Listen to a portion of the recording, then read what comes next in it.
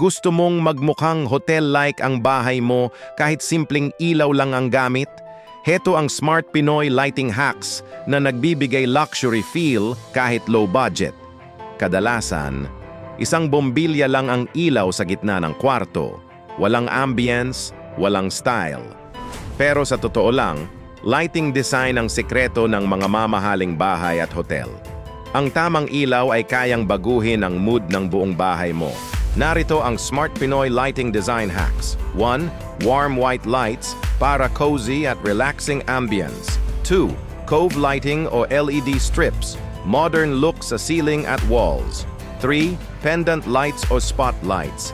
Accent para sa dining o sala. 4. Under cabinet lighting. Para functional at aesthetic sa kusina. 5. Smart bulbs o dimmer switches.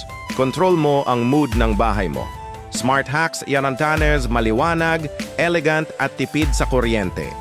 Sa susunod na video, alamin natin ang hacks para sa murang outdoor lighting ideas na nagbibigay classy look kahit sa labas ng bahay.